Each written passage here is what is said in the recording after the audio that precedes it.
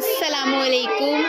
तो आज जो मैं वीडियो बना रही हूँ, मैं आपको उस वीडियो में थोड़ा आराम से पढ़ो, आराम से पढ़ लो थोड़ा। ये मेरे पास सब बच्चे आते हैं पढ़ने के लिए,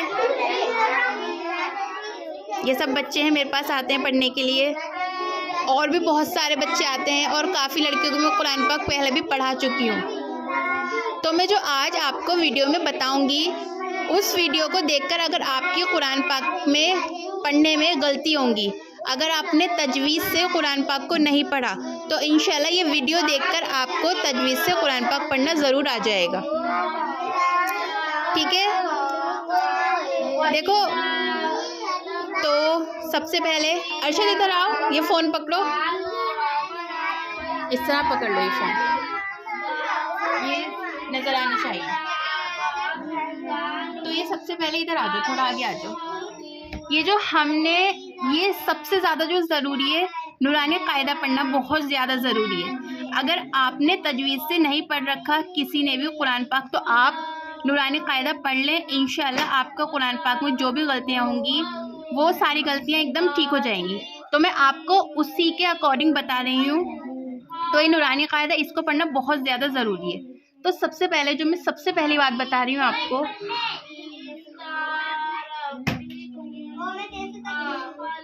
तो सबसे पहले हमें ये बड़ा हा होता है, इसको ह नहीं पढ़ना, इसको हा पढ़ना है, हा। ठीक है, फिर ये इसको ख नहीं पढ़ना, इसको खा पढ़ना है, ख ही पढ़ेंगे, हलक के अंदर से पढ़ेंगे आप। इसी तरह ये सीन है और ये शीन है, ये सीन और ये शीन। कुछ क्या करते हैं, इसको भी सीन पढ़ देते हैं और इसको भी सीन पढ़ देते हैं, लेकिन नहीं, इन दोनों में फ़र्क है। ये सीन और ये शीन, ये सा, ये शा। जैसे आप सब्जी बोलोगे तो सब्जी तो नहीं बोलोगे, बोलोगे सब्जी। इसी तरह सा और ये शा, जैसे शलगम, सलजम नहीं बोलोगे, बोलोगे शलगम। तो इनमें ये फ़र्क है। फिर ये आ गया स्वाद। तो जब भी आप कहीं स्वाद आएगा, जैसे कि स्वालिहीन आता है, तो हमें स्वालिहीन पढ़ना है। कुछ क्या करते हैं, सालिहीन पढ़ देते हैं, तो सालिहीन नहीं पढ़ना। जब भी स्वाद आता है तो स्वाद की ही आवाज़ आएगी, स्वाद। अब वैसे ही जुआद आया, जुआद, तो ये जुआद है। इसको पढ़ने का तरीका क्या है, जब हम इसको पढ़ेंगे जुआद को, जुआद जहाँ भी आएगा तो हमारी जो ज़ुबान है वो हमारे पीछे डारों में जानी चाहिए, जुआद, इस तरह पढ़ेंगे। फिर इसी तरह ये तुआ, ये आया जुआ, ये जुआ है, इसके बाद जुआ में आएगी। फिर इसी तरह ये आइन, इसको अंदर हलक से पढ़ना है, ऐन नहीं पढ़ना, आइन पढ़ना है, आइन। आलमीन, आलमीन नहीं पढ़ेंगे वरना अलिफ की आवाज़ हो जाएगी, वो पढ़ेंगे आलमीन। फिर इसी तरह ये है गौइन, तो इसको गौ पढ़ना है।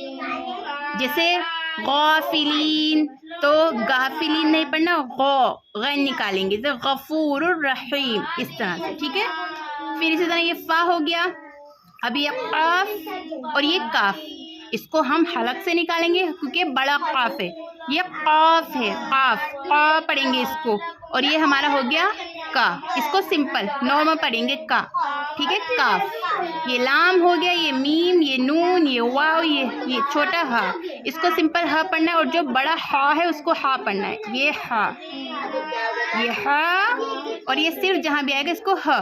ठीक है, ये हमजा हो गया, ये या हो गया और ये या हो गया। ठीक है, तो इस तरह से आपको ये तो हलक से निकालेंगे, जो चीज़ मैंने वो बताई। अब दूसरी बात जो आता है हमारा,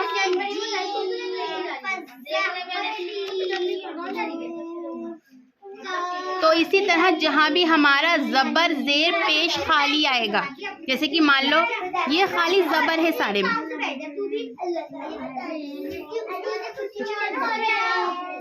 ये हमारा ज़बर आ गया सारे में, खाली ज़बर, कहीं अलिफ नहीं है, कहीं वाव नहीं है, कुछ नहीं है। तो इसको पढ़ने का क्या मतलब, इससे हम बहुत जल्दी पढ़ेंगे। तो जब भी सिर्फ ज़बर ज़बर ज़बर आ गया, या ज़ेर आएगा सिर्फ, या पेश आएगा, जैसे दौरासा, जल्दी पढ़ेंगे, ऐसे नहीं दरासा, इस तरह से नहीं, दौरासा जल्दी से, वदा अबदा, बहुत जल्दी पढ़ा जाएगा इन सबको। तो खाली ज़बर और खाली ज़ेर और खाली पेश को जल्दी ही पढ़ते, जैसे इबिली, आपको ही पड़ेगा इबीली, नहीं इबीली, जल्दी से। वदीफा, हमीदा, शहीदा, इस तरह से पढ़ना है। तो इन पर बहुत गौर करना है। खाली ज़बर, खाली ज़ेर और खाली पेश, ज़बर ज़ेर पेश को जल्दी पढ़ा जाता है। अगर आप ये नूरानी कायदा पढ़ेंगे, उर्दू पढ़नी आती हो आपको, सब ऊपर लिखा हुआ भी होता है। जब हमने बचपन में पढ़ा था तो हमारी जो बाजी थी उन्होंने हमें ऊपर का भी पहले याद करवाया था। तो ठीक है, तो ज़बर ज़ेर ये आ गया हमारा पेश। तो इसी तरह पेश को भी रुसूलु, सुदुसु, रुसूलु नहीं पढ़ना, रुसूलु, खाली पेश को बहुत जल्दी पढ़ना है। तो अब आ गया अलिफ। जहां भी अलिफ आएगा वहाँ आ, इतनी आवाज आएगी।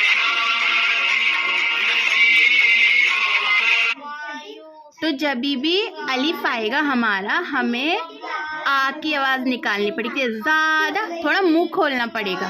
खौफा, इतना भी नहीं, ज़्यादा इस तरह नहीं, सिर्फ मुंह खोलेंगे। ज़्यादा, खौफा, ताबा, इस तरह से। ठीक है, तो ये अलिफ हो गया हमारा। अब उसके बाद इसी तरह हमारा आता है या। तो जहाँ भी या आ जाता है वहाँ पर, तो इसी तरह हमारा अगर या आ जाता है और या ज़ेर के साथ या मिल जाएगा, अब आवाज़ थोड़ा खींचेगी। ई इतनी, ई इतनी भी नहीं, जैसे दा याजे दी, नून याजे नी, दी नी, इस तरह से। बड़ी ई जैसे हिंदी में होती है, इस तरह से बड़ी ई हो गई है। दी नी, फी ही, अरिनी। तो जब भी या की आवाज़ आएगी थोड़ा आप ज़रूर खींचोगे, ई इतना तो खींचना ज़रूरी ही है। फिर इसी तरह खाली पेश था तो हम जल्दी पढ़ रहे थे, लेकिन अब क्या हुआ, पेश के साथ वाव भी जुड़ चुका है। तो जब भी पेश के साथ वाव जुड़ता है तो इस तरह हमारे होंठ गोल हो जाते हैं। जैसे नून वाव पेश नू, आप दोहराओगे होंठ गोल हो जाएंगे। तो इतना इसको खींचना है, नू इतना, नूहु, तूरु। तो जब भी नून के साथ पेश मिल जाता है तो हमारे होंठ गोल हो जाएंगे, इस तरह की आवाज़ निकलेगी। नूहु, तूरु, तूबू, इस तरह से। ठीक है, ये हो गया। फिर इसी तरह हमारा खड़ा ज़बर आता है। खड़ा ज़बर का मतलब भी यही है, अलिफ जुड़ना। तो आ, इसमें भी इतनी ही आवाज़ आनी, ज़्यादा नहीं खींचेगा। जैसे आदमा, आमना, मुँह खुलेगा, ज़्यादा नहीं खींचेंगे, सिर्फ मुँह खुलेगा। तो इसी तरह अलिफ खड़े ज़ेर ई, जैसे या मिलता है, या की आवाज़ निकलती है, वैसे ही अलिफ खड़ी ज़ेर ई की भी इसी तरह आवाज़ निकलती है। ई इतनी, ज़्यादा नहीं। ठीक है, तो यहाँ तक हम पहुँचे।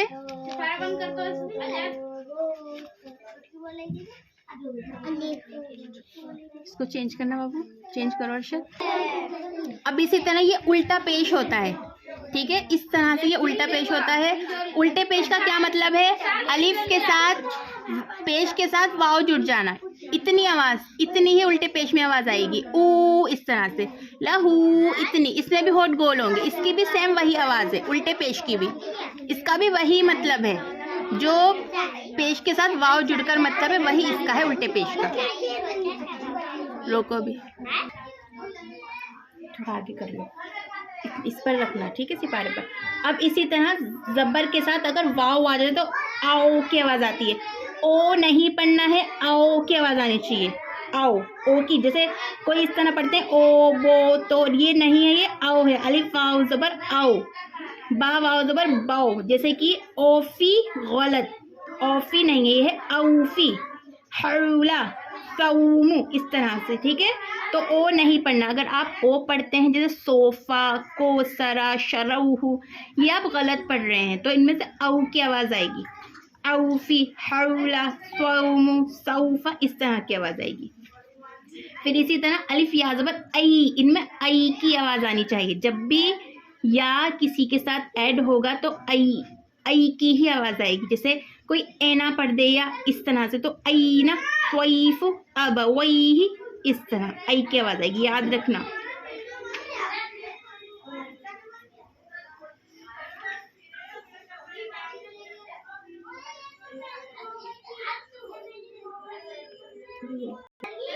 इसी तरह हमारा अब नून आ गया।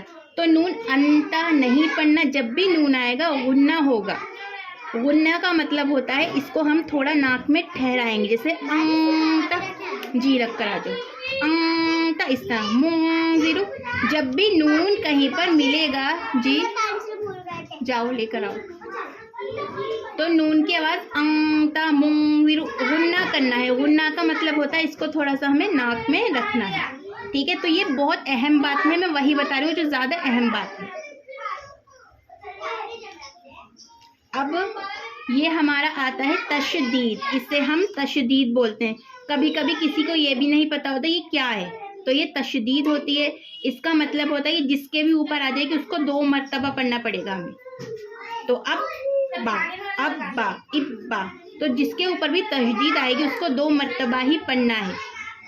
एक आगे वाले के साथ जोड़ेंगे और एक इसको खुद की, जैसे अलिफ बा ज़बर अब, बा ज़बर बा अब्बा, इस तरह से। तो ये क्या है? तशदीद है, इसको याद रखें जी। क्यों नहीं बैठो अंदर अभी?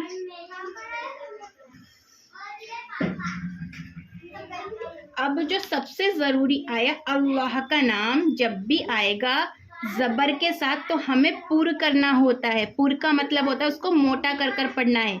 जैसे हम इसे ऐसे नहीं पढ़ेंगे इन्नल्लाह, नहीं, वो गलत हो जाएगा। हमें इसको पढ़ना इन्नल्लाह। अल्लाह का नाम ये देखो जबर के साथ है तो हमने पुर करेंगे। अब अल्लाह का नाम अगर पेश के साथ आ जाए तो हमें पुर करना है हुदूदुल्लाही, ये सही है, हुदूदुल्लाही गलत होगा, ठीक है। तो जब भी अल्लाह का नाम जब्बर या पेश के साथ आता है हमें पुर यानी कि मोटा ही करना है। फिर अगर जेर के साथ आता है तो हमें पुर नहीं करना, इसको इसी तरह पढ़ देंगे बलिल्लाहु, सिंपल, ठीक है। तो जब भी अल्लाह का नाम जबर पेश के साथ आएगा उसे पुर करना है और जेर के साथ पुर नहीं करना है। अभी लोग दो हमारा बड़ा मद, ये बड़ा मद होता है, बड़ा ही खींचा हुआ होता है, ये बड़ा मद है। इसको हमें 5 अलिफ की मिक़दार खींचना होता है। जा इतना गलत है, जा इतना खींचेंगे तो ये बड़ा मद है। जब भी कहीं आएगा खींचना बहुत ज्यादा जरूरी है। जा, ठीक है, ये हो गया बड़ा मद, ये बड़ा ही बना होगा, बड़ा मद है, ज्यादा खींचेंगे, ठीक है। और जो छोटा मद है वो इस तरह से छोटा ही बना होता है। एस जिस तरह से एस होता है उस तरह से। फी अमरन, इसका मतलब इसको 3 अलिफ की मिक़दार खींचेंगे हम। बड़ा मद 5 ज्यादा खींचोगे, छोटे मद को कम खींचोगे, ठीक है। इस तरह से हमें ये सारी तजवीज़ के साथ कुरान पाक को पढ़ना होता है। तो यही हमारी तजवीज़ का एंड हो जाता है, ठीक है। तो बहुत शुक्रिया आपका। जब भी आप कुरान पाक पढ़ें इस तरह से ज़रूर पढ़ें। बहुत शुक्रिया, जज़ाकल्लाहु खैर।